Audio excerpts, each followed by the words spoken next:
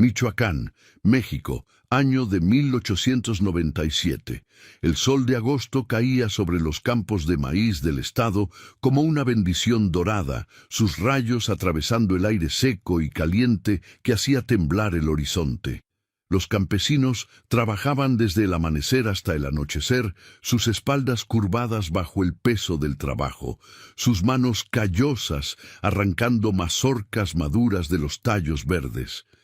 Era tiempo de cosecha, y en toda la región se respiraba una mezcla de esperanza y agotamiento. Esperanza por el fruto del trabajo de un año entero, agotamiento por las jornadas interminables bajo el sol implacable. Pero en las tierras de las hermanas Torres, la luz parecía comportarse de manera extraña. Allí, en esa hacienda que se extendía por cientos de hectáreas en las faldas de la Sierra Madre, el sol parecía apagarse antes de tocar el suelo, como si la misma tierra rechazara su calor. El convento se alzaba en lo alto de una colina rocosa como un centinela de piedra gris. Sus muros de 3 metros de altura coronados con vidrios rotos para disuadir a los intrusos, sus ventanas estrechas y profundas como heridas en la piedra, mirando hacia el valle con una quietud que ponía nervioso hasta al viajero más valiente. Los campesinos del pueblo de Santa María del Monte, un pequeño asentamiento de casas de adobe y calles de tierra a 5 kilómetros del convento, lo llamaban el convento silencioso. Cuando hablaban de él, y lo hacían raramente, bajaban la voz instintivamente, como si las mismas palabras pudieran atraer una maldición. Las madres apartaban a sus hijos cuando pasaban cerca del camino que subía a la colina. Los comerciantes que llevaban provisiones al convento lo hacían rápidamente, dejando sus mercancías en la puerta y retirándose sin esperar confirmación de entrega. «Ese lugar no está bien», decía doña Remedios, la partera del pueblo, mientras hacía la señal de la cruz. «Lo supe desde que don Aurelio murió y dejó todo en manos de esas dos. Hay algo podrido allí arriba, algo que no es de Dios aunque lleven crucifijos en las paredes». Don Aurelio Torres había sido un hombre duro pero justo, según decían los que lo recordaban. Había construido su fortuna con trabajo y astucia, comprando tierras cuando otros las vendían en pánico durante las guerras civiles, consolidando su poder en la región hasta convertirse en uno de los terratenientes más importantes de Michoacán. Su hacienda producía maíz, frijol y chile, alimentando a poblaciones enteras. Empleaba a docenas de familias, y aunque no era generoso, al menos pagaba lo prometido, y no abusaba más de lo que era común en aquellos tiempos. Pero había muerto 3 años atrás, en el invierno de 1894, de una fiebre que lo consumió en cuestión de días. Algunos decían que había sido una enfermedad natural. Otros susurraban que sus propias hijas habían tenido algo que ver, cansadas de esperar su herencia. Nunca se supo la verdad, pero el padre Anselmo, que le había dado los últimos sacramentos, salió de la habitación del moribundo con el rostro pálido y no volvió a hablar del asunto, ni siquiera cuando otros sacerdotes le preguntaron. Don Aurelio dejó todo a sus 2 hijas, Dolores y Refugio Torres. Eran mujeres de mediana edad, solteras ambas, algo inusual en una sociedad donde el matrimonio era prácticamente obligatorio para las mujeres de su clase. Dolores, la mayor, tenía 42 años cuando heredó la hacienda. Era alta y delgada como un álamo, con rostro afilado y pómulos prominentes que le daban un aire aristocrático y severo. Sus ojos eran del color del hierro viejo, grises y fríos, capaces de hacer bajar la mirada incluso a los hombres más orgullosos. Llevaba el cabello negro apenas salpicado de canas, recogido en un moño tan apretado que parecía dolerle. Vestía siempre de negro riguroso, con vestidos de cuello alto que no mostraban ni un centímetro de piel más allá de la cara y las manos. Refugio, 2 años menor, era más baja y robusta, con el mismo rostro afilado, pero rasgos más suaves. Si Dolores era hielo, Refugio era piedra, fría también, pero más pesada, más aplastante. Sus ojos eran más oscuros, casi negros, y había en ellos algo perturbador que la gente no podía identificar del todo. Podría haber sido lástima o podría haber sido hambre. Hablaba poco, dejando que su hermana mayor llevara las conversaciones, pero cuando hablaba, su voz era apenas un susurro que hacía que la gente se inclinara para escucharla, poniéndose involuntariamente bajo su poder. Ambas eran extremadamente religiosas, o al menos eso parecían. Asistían a misa diariamente en la pequeña capilla del convento, rezaban el rosario 3 veces al día y habían llenado cada habitación de la hacienda con crucifijos, imágenes de santos y vírgenes dolorosas. Pero su religiosidad tenía algo de extraño, algo que ponía incómodo incluso al padre Anselmo. Hablaban mucho del pecado, del castigo, de la necesidad de purificación a través del sufrimiento. Citaban pasajes oscuros del Antiguo Testamento sobre sacrificios y expiación, y sus oraciones, cuando alguien las escuchaba por casualidad, no sonaban como súplicas, sino como amenazas. «El Señor exige sangre por el pecado», decía Dolores con voz fría y calma. «Los impuros deben ser limpiados con dolor. Solo a través del sufrimiento extremo puede el alma manchada encontrar su camino de vuelta a Dios». Las hermanas convirtieron la casa principal de la hacienda en lo que llamaban su convento, aunque no pertenecía a ninguna orden religiosa reconocida y no tenía ninguna supervisión eclesiástica. Despidieron a la mayoría de los sirvientes que habían trabajado para su padre, quedándose solo con 2. Una anciana cocinera llamada Gertrudis, que era muda y ciega de un ojo, y un mayordomo llamado Isidro, un hombre encorvado de 60 años que había perdido una pierna en un accidente con un caballo y ahora caminaba con una muleta. Para el trabajo de los campos, las hermanas comenzaron a contratar jornaleros temporales. Ofrecían salarios ligeramente superiores a la media, lo cual atraía a hombres desesperados de pueblos vecinos. Pero algo extraño comenzó a suceder. Los hombres que iban a trabajar al convento simplemente desaparecían. El primero fue Jacinto Ramírez, un joven de 23 años del pueblo vecino de Tacámbaro, a 20 kilómetros al suroeste. Era el hijo mayor de doña Petra, una viuda que lavaba ropa para sobrevivir.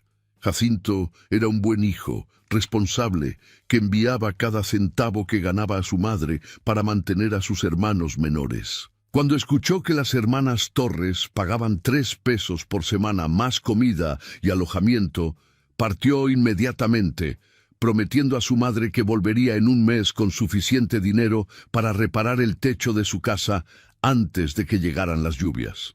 Pasó un mes, luego 2, luego 3. Doña Petra, cada vez más angustiada, hizo el largo viaje a pie hasta el convento de las hermanas Torres. Era una mujer pequeña y delgada, envejecida prematuramente por el trabajo y la pobreza, con manos nudosas de tanto lavar ropa en el río. Subió la colina lentamente, deteniéndose varias veces para recobrar el aliento, sus sandalias levantando pequeñas nubes de polvo en el camino pedregoso. Cuando finalmente llegó a las puertas del convento, golpeó con timidez. Tuvo que esperar casi media hora bajo el sol inclemente antes de que alguien abriera. Fue Refugio quien apareció en el umbral, mirándola con esos ojos oscuros e insondables. «¿Qué quiere?», preguntó con su voz susurrante. «Busco a mi hijo, señora», dijo doña Petra, retorciendo nerviosamente su rebozo entre las manos. «Jacinto Ramírez. Vino a trabajar aquí hace 3 meses y no he sabido nada de él. Por favor, ¿podría decirme si está bien?». Refugio la estudió durante un momento que pareció eterno. Luego, sin cambiar su expresión, respondió: Su hijo trabajó aquí durante 3 semanas. Cobró su paga y se fue hacia el norte. Dijo que iba a buscar mejor fortuna en los campos de algodón de Sinaloa. No dejó mensaje para usted. Pero eso es imposible, tartamudeó doña Petra, sintiendo que las lágrimas le quemaban los ojos.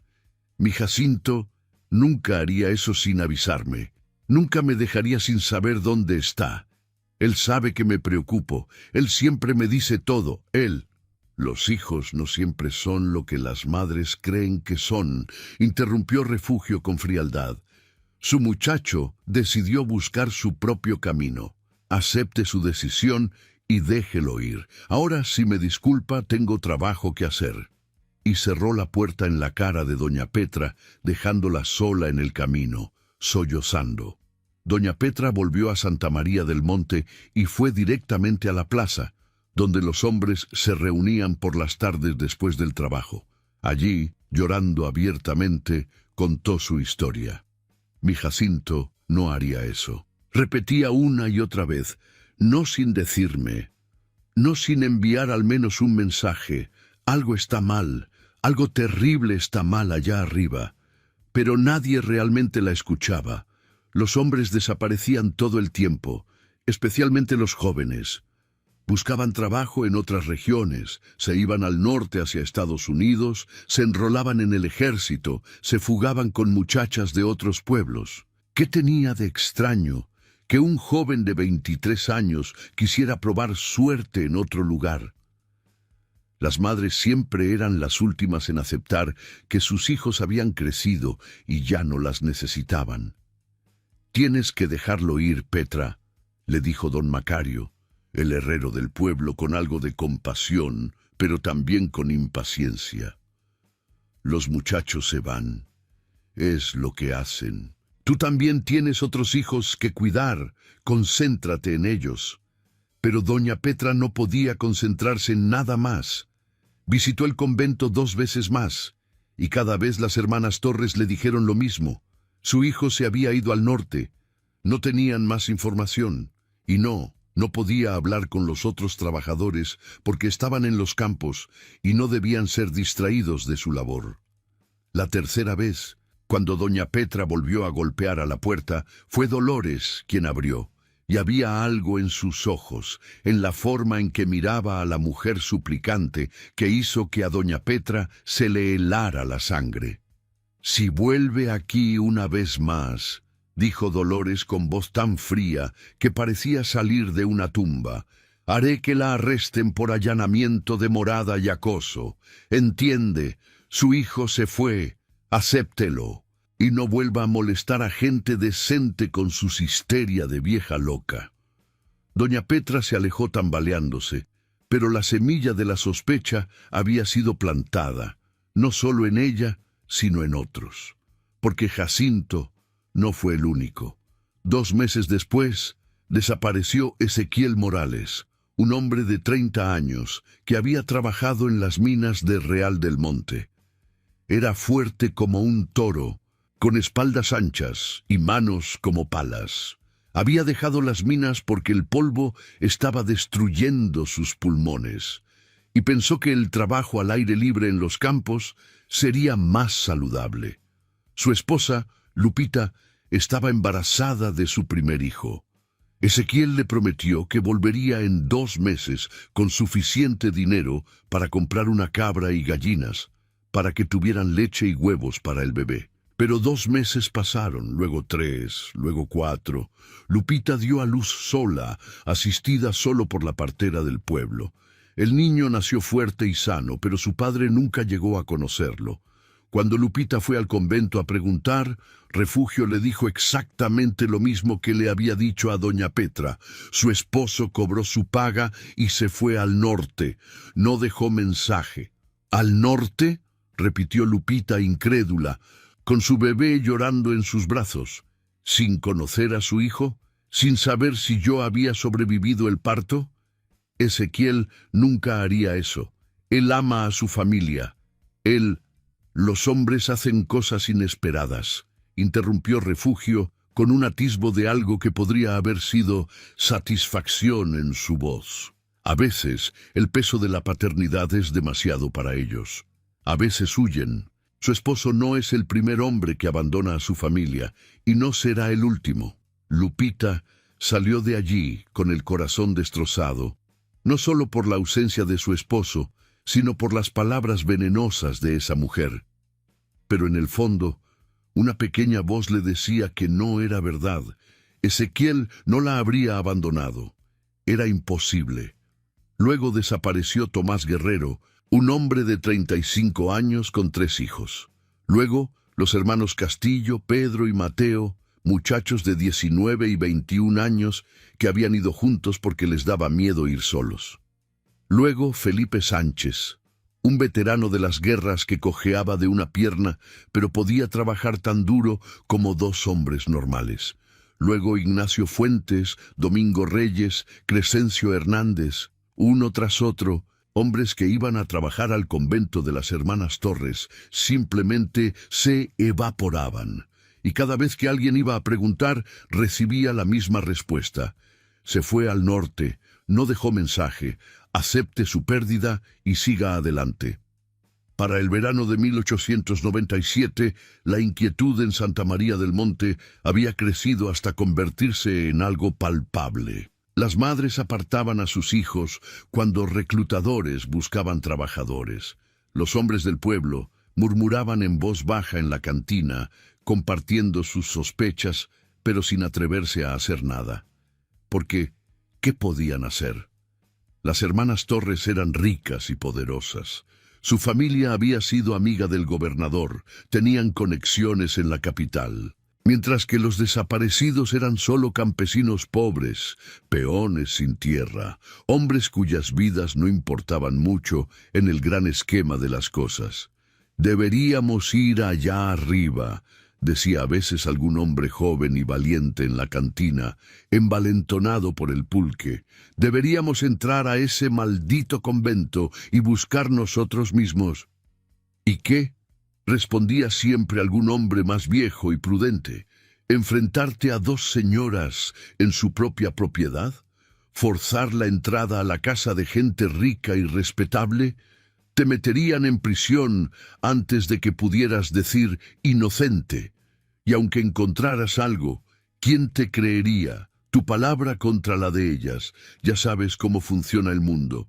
Y así el asunto quedaba siempre en nada, en murmullos y sospechas que no llevaban a ninguna acción, hasta que llegó Rafael Mendoza. Era agosto de 1897 cuando Rafael apareció en Santa María del Monte. Tenía 25 años, aunque su rostro curtido por el sol y el trabajo duro lo hacía parecer mayor. Era de estatura media, complexión fuerte sin ser excesivamente musculoso, el tipo de cuerpo que se gana con años de trabajo constante, más que con fuerza bruta. Tenía ojos oscuros e inteligentes que observaban todo con atención. Una nariz que había sido rota en algún momento y sanado torcida, y una cicatriz que le atravesaba la mejilla izquierda desde el pómulo hasta la mandíbula. Recuerdo de una pelea de cantina 3 años atrás en Morelia. Rafael había trabajado en haciendas por todo Michoacán y parte de Jalisco. Había cortado caña de azúcar, cosechado maíz, cuidado ganado, construido muros, hecho de todo un poco. Era buen trabajador, fuerte y confiable, aunque tenía fama de ser un poco problemático. No aceptaba abusos calladamente. Si un capataz se pasaba de la raya, Rafael se lo hacía saber, aunque eso le costara golpes o despidos. Tenía ese tipo de orgullo que hace que un hombre se niegue a arrodillarse incluso cuando sería más conveniente hacerlo. Su madre había muerto ese invierno de una enfermedad respiratoria, tosiendo sangre durante 3 meses, hasta que finalmente exhaló su último aliento en los brazos de Rafael. Él la había cuidado hasta el final, gastando todos sus ahorros en medicinas y doctores que no sirvieron de nada. Ahora su padre, don Esteban, estaba también enfermo. El mismo mal que había matado a su esposa comenzaba a devorar sus pulmones. Rafael sabía que era cuestión de tiempo y necesitaba dinero. para medicinas, para comida, para asegurarse de que su padre muriera al menos con un techo sobre la cabeza y no en la indigencia total. Cuando escuchó en Pátzcuaro que las hermanas Torres pagaban bien por la cosecha de maíz, decidió probar suerte. 3 pesos a la semana más comida y alojamiento era más de lo que ganaba normalmente. En un mes podría ahorrar suficiente para mantener a su padre por varios meses. Valía la pena intentarlo. Llegó a Santa María del Monte un martes por la tarde, caminando por el camino polvoriento con su morral al hombro y su sombrero de paja, protegiéndolo del sol brutal. El pueblo era pequeño, una plaza central con una iglesia modesta, una cantina, una tienda general, una herrería y unas 30 o 40 casas de adobe dispersas alrededor. Los niños jugaban en la calle, levantando polvo. Las mujeres lavaban ropa en el pozo comunal. Los hombres se sentaban a la sombra, escapando del calor de la tarde. Rafael fue directamente a la cantina. Era un edificio de adobe con techo de tejas, su interior oscuro y fresco, olor a alcohol y sudor. Había media docena de hombres bebiendo pulque en mesas desparejas. El cantinero, un tipo gordo con bigote espeso, lo miró evaluar desde detrás del mostrador de madera agrietada. «Un pulque», pidió Rafael, dejando caer algunas monedas en el mostrador. El cantinero le sirvió en un vaso de barro. Rafael bebió la mitad de un trago, saboreando el líquido espeso y ligeramente amargo, sintiendo cómo refrescaba su garganta seca. «Busco trabajo», dijo a nadie en particular, pero lo suficientemente alto para que todos en la cantina pudieran oírlo. «Soy buen trabajador, sé hacer de todo. ¿Alguien conoce alguna hacienda que necesite brazos?» Se hizo un silencio incómodo. Los hombres se miraron entre sí con esas miradas que comunicaban volúmenes sin palabras. Finalmente, un viejo en la esquina, con cara de cuero curtido y ojos acuosos, habló. «Las hermanas Torres siempre están buscando gente para la cosecha», dijo con voz ronca. «Pagan 3 pesos a la semana más comida y cama». «Suena bien», respondió Rafael. «¿Dónde está esa hacienda?» Otro silencio. Luego el cantinero, secando un vaso con un trapo sucio, dijo: «Camino arriba, 5 kilómetros hacia el norte. No tiene pérdida. Es el único edificio grande en la colina. Pero... ¿Pero qué?» El cantinero titubeó, intercambiando miradas con los otros parroquianos. «Nada. Solo. Ten cuidado. Las hermanas Torres son especiales». Rafael rió sin humor. «Todos los patrones son especiales de una manera u otra. Mientras paguen lo prometido, no hay problema». «No es por el pago», dijo el viejo de la esquina. «Es por... Mira, muchacho, hay rumores. Gente que va allá a trabajar y nunca se la vuelve a ver». «¿Rumores?», repitió Rafael, ahora más serio. «¿Qué tipo de rumores?». Los hombres volvieron a mirarse entre sí. Nadie parecía querer ser el primero en hablar claramente. Finalmente, otro hombre, más joven, con los brazos cicatrizados de quien trabaja con herramientas afiladas, dijo: «Mi primo trabajó allí hace un año. Dijo que iba a volver en 2 semanas. Nunca volvió. Su familia fue a preguntar y les dijeron que se había ido al norte. Pero mi primo le tenía terror al norte. Siempre decía que los gringos trataban a los mexicanos peor que a perros. Nunca habría ido allá por voluntad propia. Lo mismo le pasó al hijo de doña Petra», agregó otro, «y a Ezequiel Morales, y a los hermanos Castillo, y a muchos», completó el cantinero. «Demasiados para ser coincidencia». Rafael consideró esta información tomando otro trago de pulque. «¿Y qué creen ustedes que pasa con ellos?». Nadie respondió inmediatamente. La pregunta flotaba en el aire como humo, pesada y oscura. Finalmente, el viejo de la esquina escupió en el piso y dijo: «¿Quién sabe? Tal vez las hermanas Torres los tienen trabajando como esclavos. Tal vez los matan y se quedan con su paga. Tal vez hacen cosas peores. Hay historias sobre gritos que se oyen por las noches, sobre rituales raros, sobre gente que dice que vieron cosas desde lejos, pero son solo historias, nadie tiene pruebas, y las torres son importantes. Nadie se atreve a acusarlas abiertamente. Rafael terminó su pulque pensando. Sabía que debería dar media vuelta y buscar trabajo en otro lugar. Los instintos que había desarrollado en años de trabajar en haciendas le decían que algo estaba terriblemente mal en ese convento. Pero necesitaba el dinero, desesperadamente.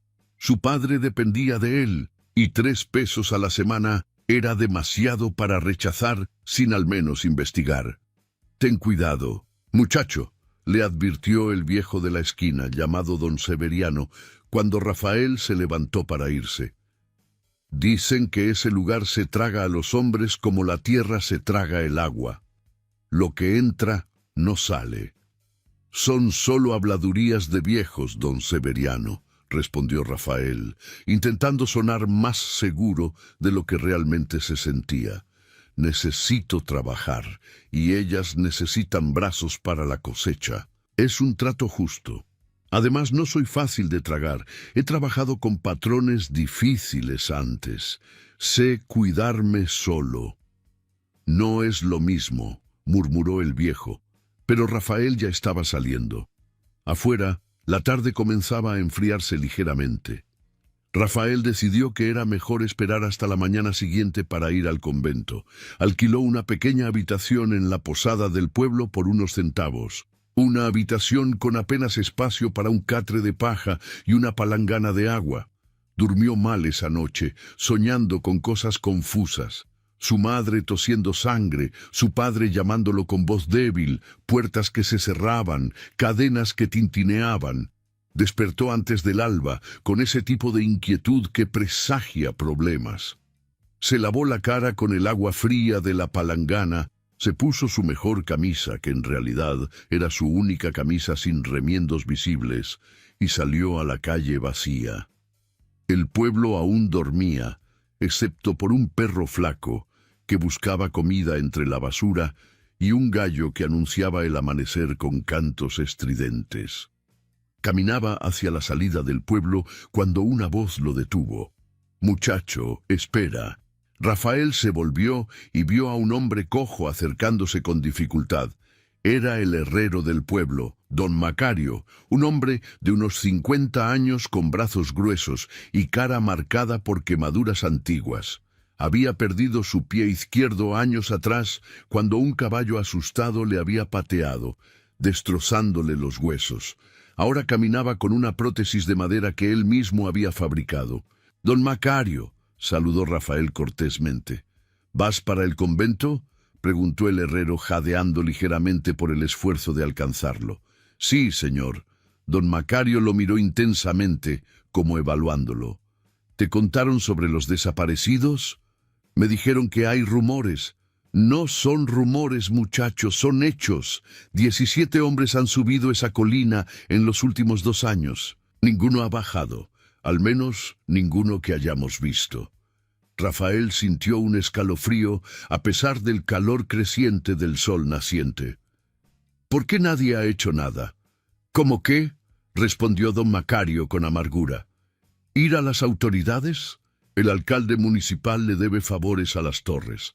El jefe de policía de Morelia fue compañero de escuela de su padre. El mismo gobernador asistió al funeral de don Aurelio. ¿Crees que alguien va a creer a un puñado de campesinos que dicen que 2 señoras respetables están haciendo... ¿Qué? ¿Matando gente? ¿Manteniéndolos prisioneros? Sin pruebas, sin cuerpos, sin testigos. No tenemos nada más que nuestras sospechas, y las sospechas de los pobres no valen nada contra la palabra de los ricos. Entonces, ¿por qué me detienes si no se puede hacer nada? Porque necesitas saber en lo que te estás metiendo», interrumpió don Macario con intensidad. «Necesitas ir con los ojos abiertos. Si decides subir allá, lo cual no te recomiendo, pero entiendo que tal vez necesites el dinero, entonces al menos ten cuidado. Presta atención a todo. Busca salidas. No confíes en nadie. Y si ves la oportunidad de escapar, tómala sin dudar. ¿Escapar?, repitió Rafael. ¿De un trabajo de cosecha?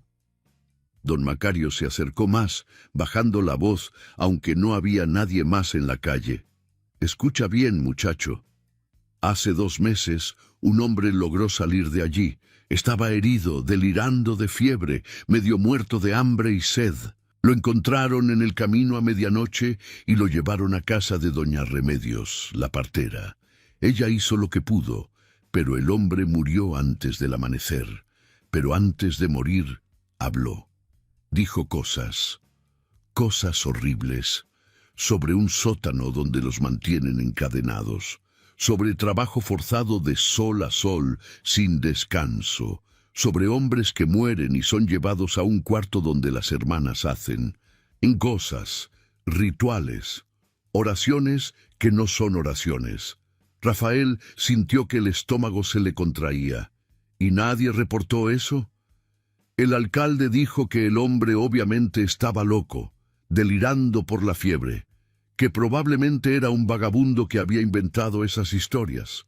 Las hermanas Torres negaron todo, por supuesto, dijeron que nunca habían visto a ese hombre, y no teníamos pruebas para contradecirlas.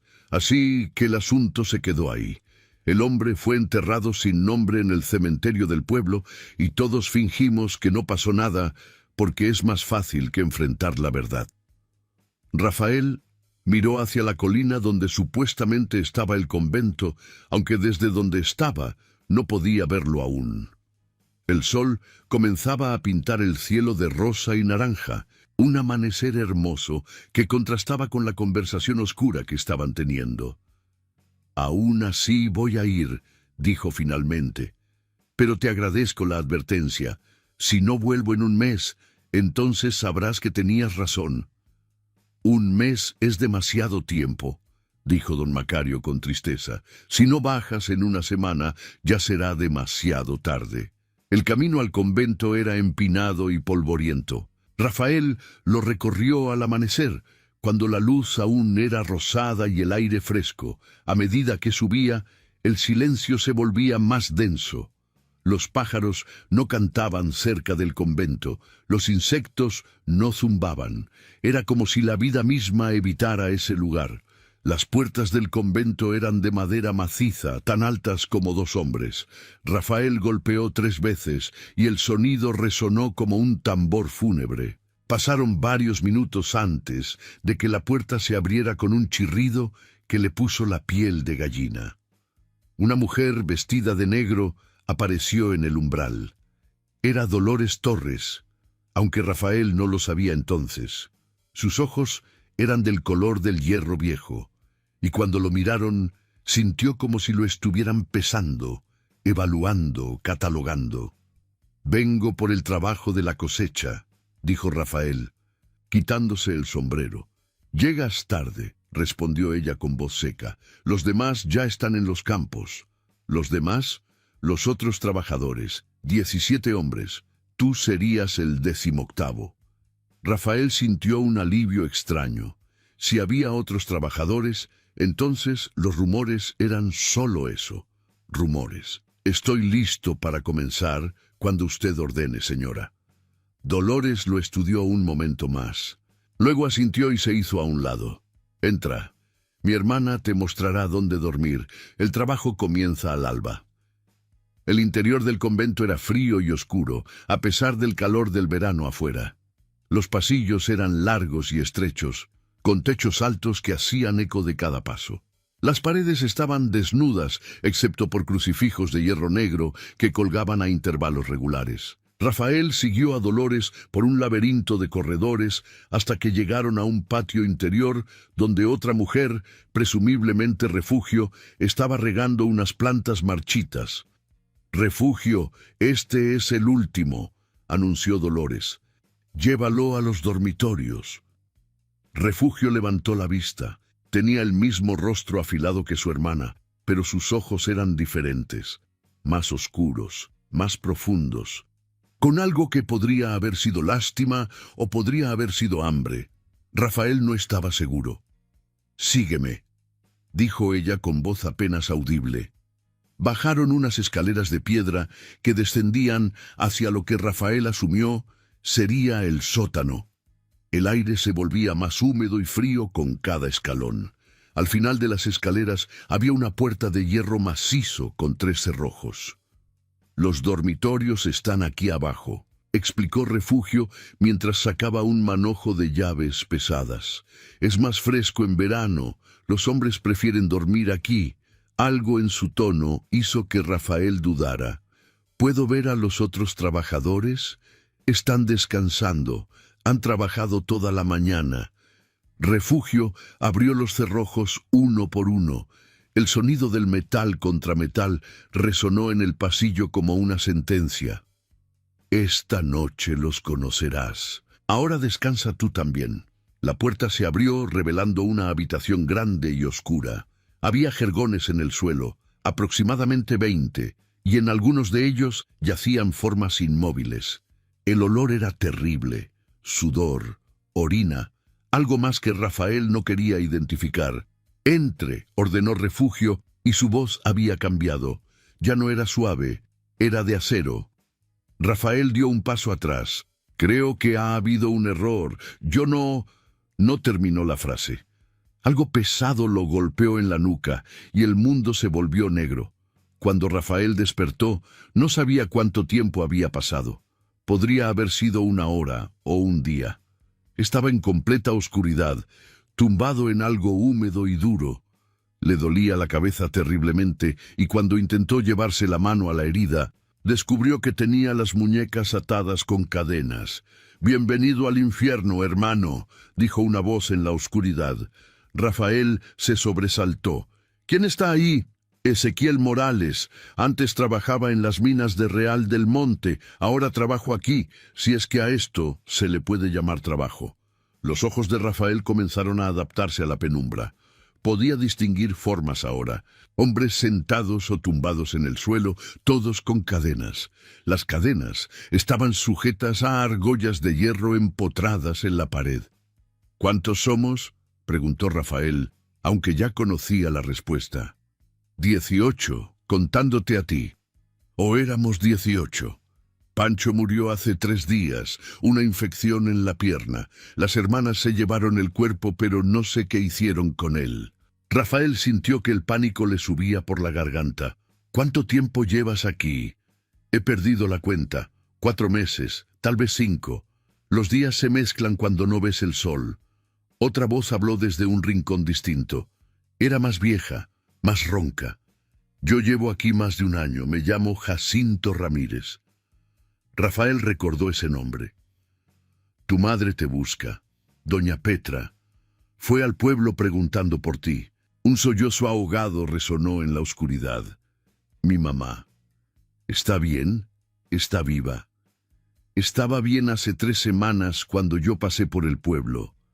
«Dile que lo siento», susurró Jacinto. «Dile que traté de volver». Durante las siguientes horas, Rafael escuchó las historias de los otros hombres. Todos habían llegado de la misma manera, buscando trabajo honesto, atraídos por la promesa de buen pago. Todos habían sido engañados, golpeados, encadenados. Todos habían intentado escapar y habían fracasado. Las hermanas Torres los hacían trabajar en los campos durante el día, vigilados por 2 hombres armados que las hermanas llamaban sus capataces.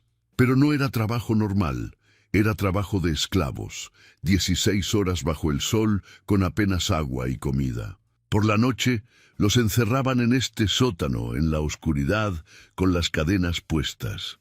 «¿Por qué?», preguntó Rafael. «¿Por qué hacen esto?». «Por el dinero», respondió Ezequiel. «Cobran por la cosecha, pero no nos pagan a nosotros. Todo es ganancia. Y nadie pregunta por qué somos peones, nadie. Nuestra palabra no vale nada contra la de 2 señoras ricas y respetables. Pero alguien debe saber, alguien debe estar buscándonos. Nuestras familias son pobres, hermano. No pueden contratar investigadores, no pueden sobornar a las autoridades, y las hermanas Torres son importantes en la región. Su padre era amigo del gobernador. ¿Quién va a creer a un puñado de campesinos desaparecidos sobre dos damas de la alta sociedad? La desesperación en la voz de Ezequiel era palpable, y Rafael sintió que esa misma desesperación comenzaba a filtrarse en su propio pecho como agua helada. Al día siguiente comenzó su verdadera pesadilla. Lo despertaron antes del alba, soltándolo apenas de las cadenas de la pared, pero dejándole unos grilletes en los tobillos que le permitían caminar, pero no correr. Lo empujaron escaleras arriba junto con los demás hombres, todos demacrados, sucios, con ojos hundidos y expresiones de derrota total. La luz del sol lo cegó momentáneamente.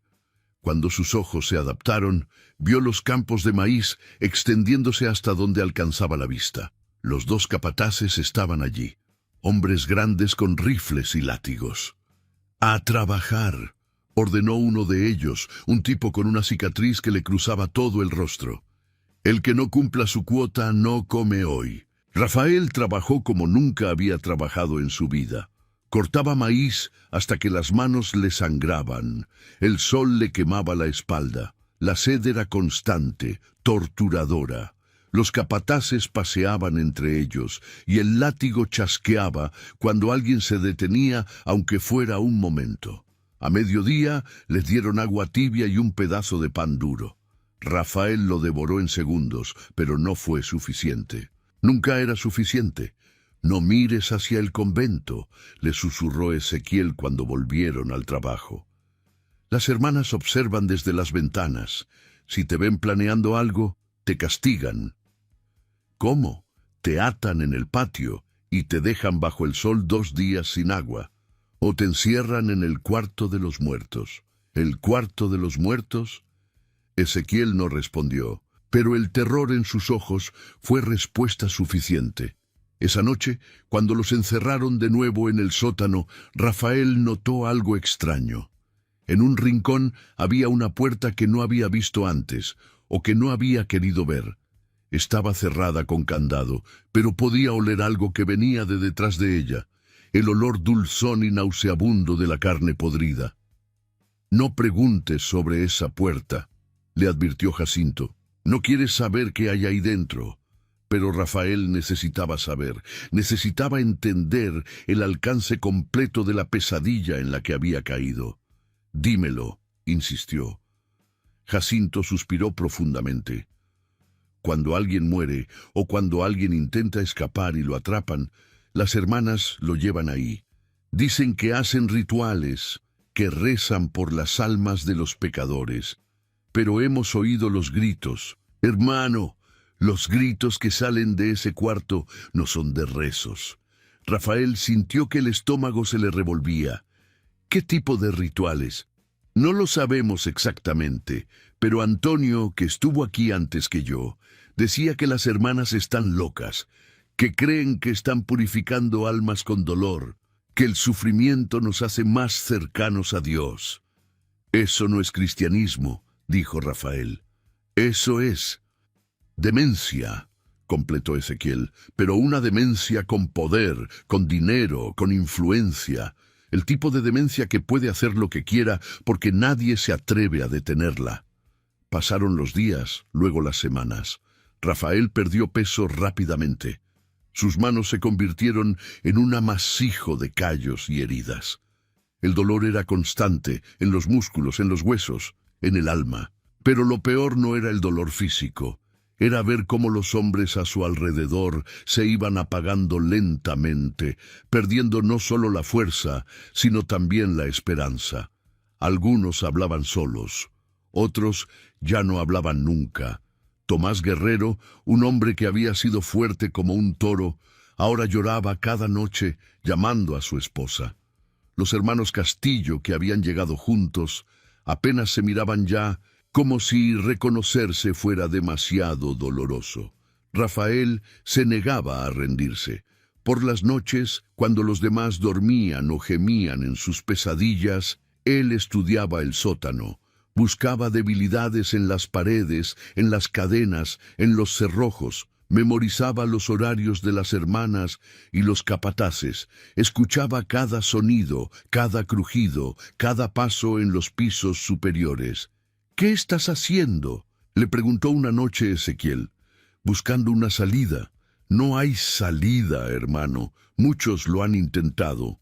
Entonces intentaré de una manera diferente». Ezequiel lo miró largamente en la penumbra. «Vas a hacer que nos maten a todos». «Ya estamos muertos», respondió Rafael. «Solo que nuestros cuerpos aún no lo saben». La oportunidad llegó 3 semanas después de su captura. Uno de los capataces enfermó, una fiebre que lo dejó postrado en cama. Eso significaba que solo quedaba uno vigilándolos en los campos. Las hermanas Torres no bajaban nunca al sótano, confiaban esa tarea a los capataces. Pero con uno enfermo, el otro tenía que hacerlo todo. Vigilar en los campos durante el día y encerrarlos por la noche. Rafael notó que el capataz estaba exhausto. Sus movimientos eran más lentos, sus ojos enrojecidos de falta de sueño. Era su oportunidad.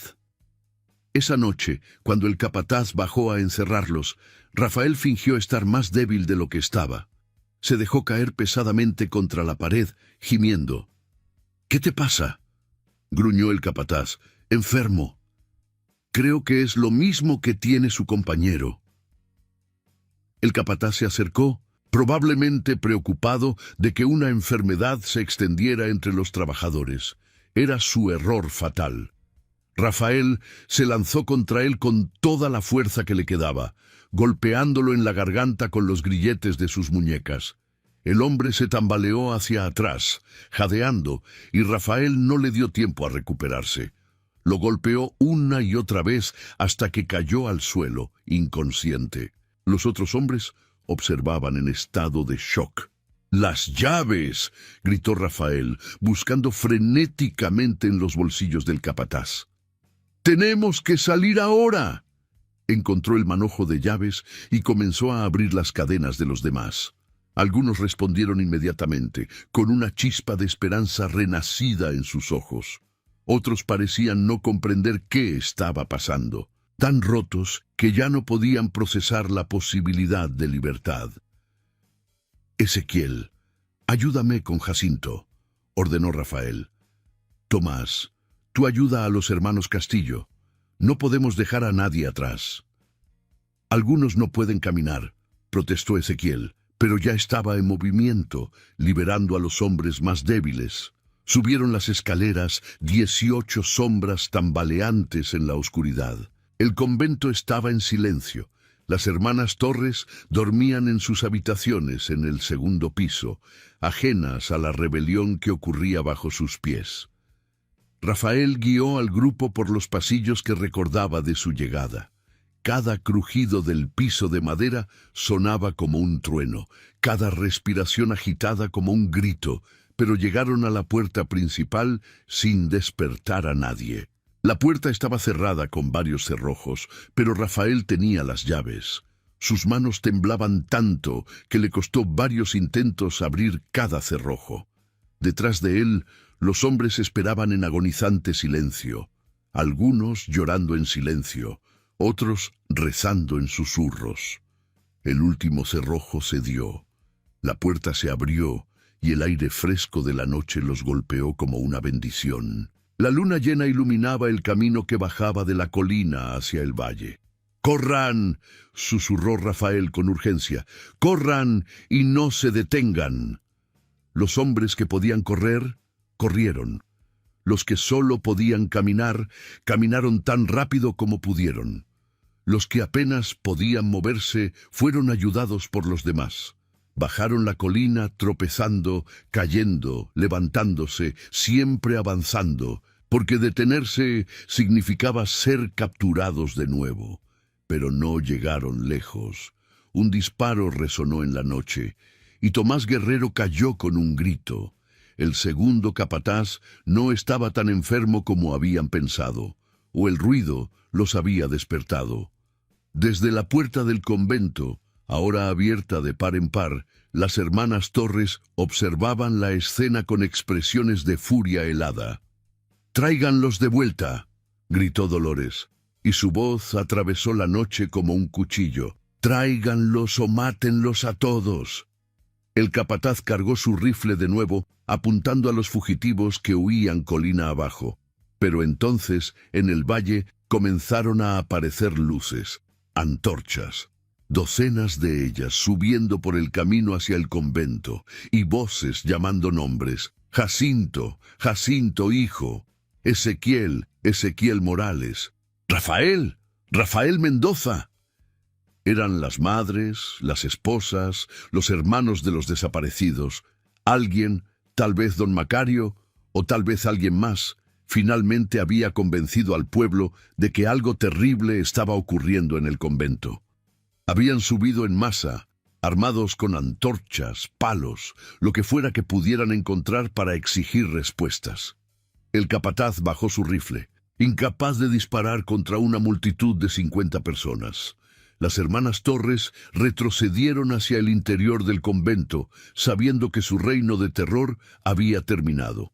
Rafael cayó de rodillas en medio del camino, llorando mientras veía cómo sus compañeros eran recibidos por sus familias.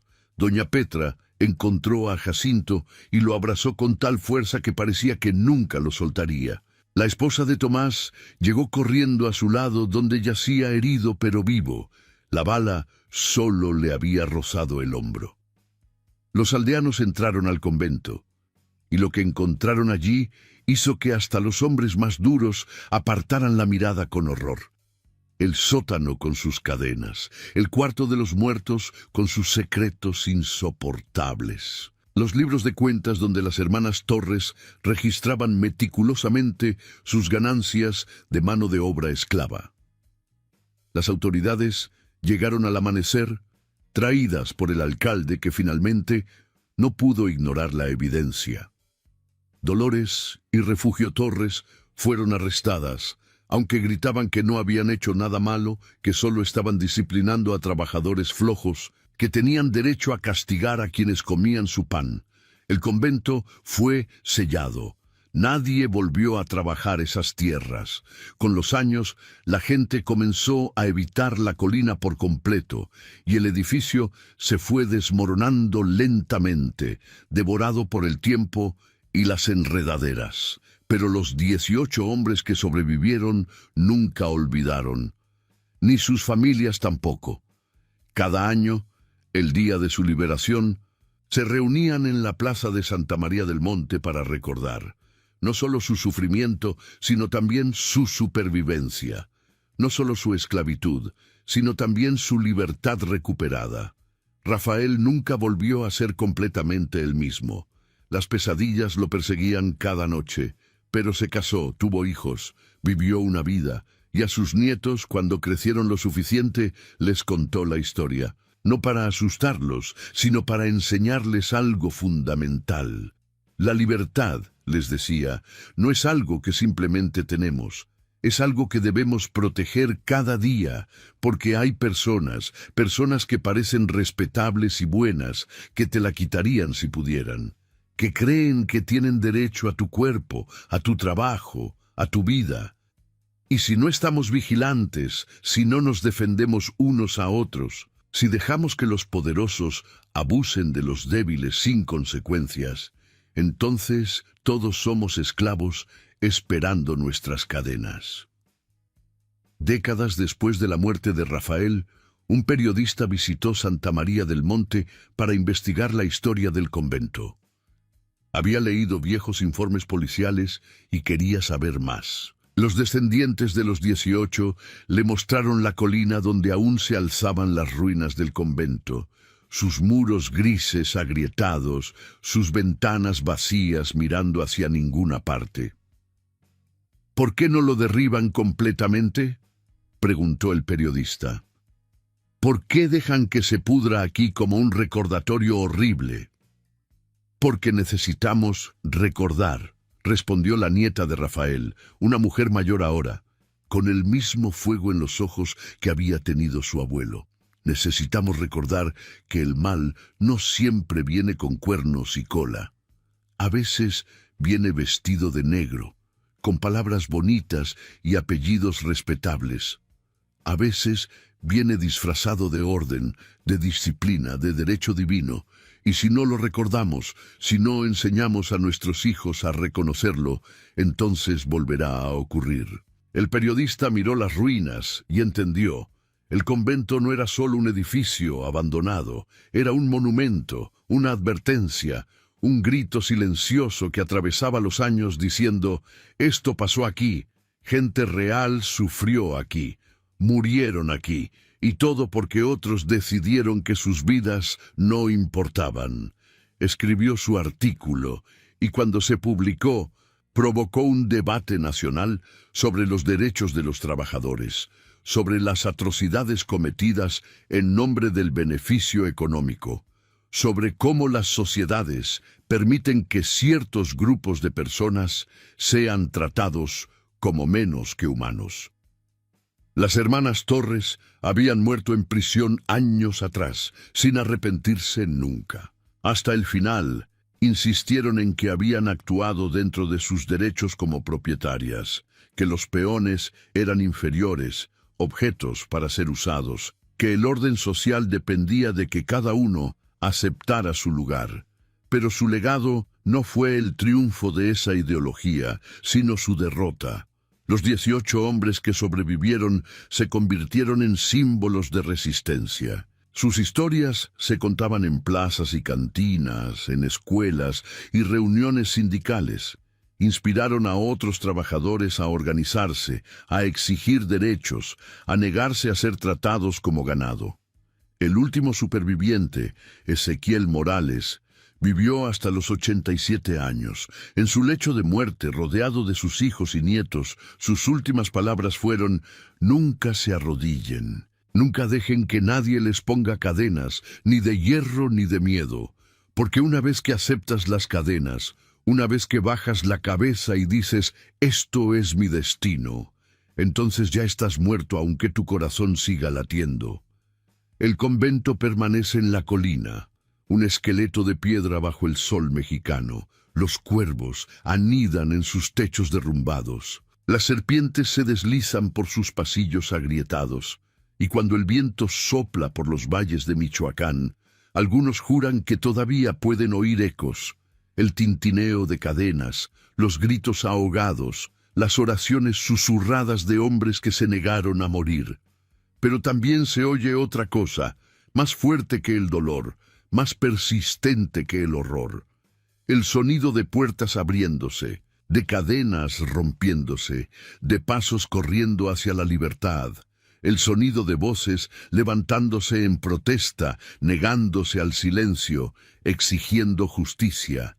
Porque al final, esa es la verdadera lección del convento de las Hermanas Torres.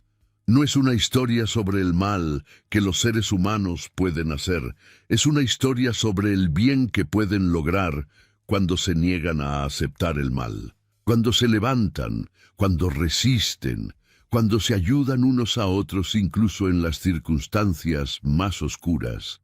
Es una historia sobre 18 hombres que fueron esclavizados pero se negaron a ser quebrados, sobre familias que no dejaron de buscar, sobre un pueblo que finalmente encontró el coraje para enfrentar a los poderosos, sobre la verdad que no puede ser enterrada para siempre, por más hondo que caben las tumbas.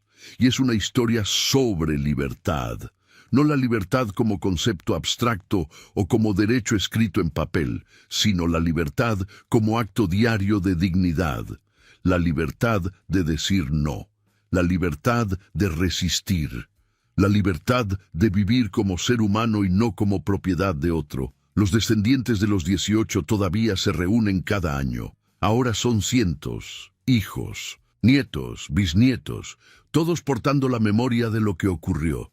Suben la colina hasta las ruinas del convento, y allí, frente a esas paredes que una vez encerraron a sus antepasados, cuentan las historias de nuevo. Rafael Mendoza, que golpeó al capataz con sus propias cadenas. Ezequiel Morales, que nunca dejó de creer en la libertad. Jacinto Ramírez, que volvió a los brazos de su madre. los hermanos Castillo, que se sostuvieron mutuamente cuando todo parecía perdido. Tomás Guerrero, que sobrevivió a una bala para abrazar a su esposa de nuevo. Y así siguen, nombre tras nombre, historia tras historia, hasta que los 18 han sido recordados, honrados, devueltos a la vida por el poder de la memoria. Luego se vuelven hacia el valle, hacia el pueblo que finalmente encontró su voz y subió la colina con antorchas, y gritan juntos: «¡Nunca más! ¡Nunca olvidaremos! ¡Nunca nos arrodillaremos!». El grito resuena por las colinas de Michoacán, llevado por el viento que sopla desde las montañas hasta el mar, desde el pasado hacia el futuro. Es un grito que dice: fuimos esclavizados, pero nos liberamos. Fuimos silenciados, pero encontramos nuestra voz. Fuimos encadenados, pero rompimos nuestras ataduras. Y lo más importante, no estábamos solos. Teníamos a nuestras familias, a nuestro pueblo, unos a otros. Y eso, al final, fue lo que marcó la diferencia. No la fuerza individual de un hombre, sino la fuerza colectiva de muchos, negándose a abandonarse mutuamente. El sol se pone sobre las ruinas del convento, tiñendo la piedra gris de oro y carmesí. Dentro de 100 años, tal vez, el edificio se habrá desmoronado por completo, devuelto al polvo del que vino. Pero la historia permanecerá. Será contada y recontada, modificada y embellecida tal vez, pero con su corazón intacto. El corazón de 18 hombres que se negaron a ser olvidados, que se negaron a ser nada más que nombres en un libro de cuentas. Porque al final, esa es la venganza más grande contra aquellos que te tratarían como mercancía, ser recordado como un ser humano. Tener tu historia contada, dejar una huella tan profunda en la historia que ni el tiempo ni la muerte puedan borrarla. Rafael Mendoza, Ezequiel Morales, Jacinto Ramírez, los hermanos Castillo, Tomás Guerrero y todos los demás. Sus nombres son susurrados ahora por el viento que sopla por Michoacán, grabados en la memoria de un pueblo, inmortalizados no por lo que les hicieron, sino por cómo respondieron. No como víctimas pasivas, sino como luchadores activos. No como propiedad, sino como personas. No como números, sino como nombres. No como esclavos, sino como hombres libres que una vez fueron encadenados, pero que rompieron esas cadenas con sus propias manos sangrantes. Y esa, quizás, es la lección final del convento de las Hermanas Torres. No importa cuán oscura sea la noche, cuán pesadas las cadenas, cuán poderosos los opresores, lo que importa es que te niegues a ser quebrado, que te levantes una vez más. Que extiendas la mano a tu hermano caído y lo ayudes a ponerse de pie también, porque la libertad no es algo que se te da, es algo que tomas, que defiendes, que construyes día a día con tus acciones y tus decisiones. Es la elección de mantener tu humanidad, incluso cuando otros intentan quitártela. Es la negativa a aceptar que cualquier ser humano sea menos que cualquier otro, sin importar su nacimiento, su riqueza o su poder. Las ruinas en la colina son un recordatorio, un monumento, una advertencia, pero también son una promesa, que aquellos que intentan esclavizar a otros, eventualmente, inevitablemente, fracasarán. Porque los seres humanos no fueron hechos para ser encadenados, fueron hechos para ser libres. Y esa verdad, inscrita en cada corazón que late, es más fuerte que cualquier cerrojo, más duradera que cualquier cadena. El convento de las Hermanas Torres se alza contra el cielo oscurecido, sus ventanas vacías como cuencas oculares ciegas, sus muros agrietados sangrando musgo y tiempo. Es horrible de ver. Es un recordatorio necesario, es ambas cosas y ninguna, es simplemente lo que queda cuando el mal se encuentra con la resistencia. Ruinas y memoria, horror y esperanza, una advertencia para el futuro escrita con el sufrimiento del pasado. Y en el valle abajo, en el pueblo de Santa María del Monte, Las luces se encienden en las ventanas.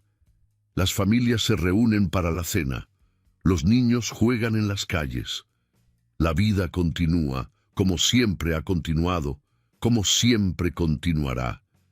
Pero ahora, en este lugar, continúa con una conciencia más profunda, con la memoria de lo que ocurrió en esa colina, con el conocimiento de que la libertad no es barata ni está garantizada, con la determinación de protegerla, no solo para ellos mismos, sino para todos. Porque todos somos los 18. Todos portamos sus cadenas rotas como medallas de honor. Todos subimos esa colina con antorchas en la oscuridad. Todos somos tanto los esclavizados como los liberadores, tanto las víctimas como los vencedores. Y mientras recordemos eso, mientras contemos sus historias, mientras nos neguemos a olvidar las lecciones escritas con su sangre y sus lágrimas, ellos no habrán sufrido en vano. Su dolor tendrá significado, su resistencia tendrá propósito, su libertad, ganada con tanto sacrificio, será preservada para las generaciones que vendrán. El viento sopla, las estrellas brillan, y la colina guarda sus secretos y sus historias. Y en algún lugar en la distancia, si escuchas con atención, puedes oír el eco de cadenas rompiéndose, de puertas abriéndose, de voces levantándose en un grito triunfal que dice: somos libres, somos humanos, somos memoria, y nunca, nunca seremos olvidados.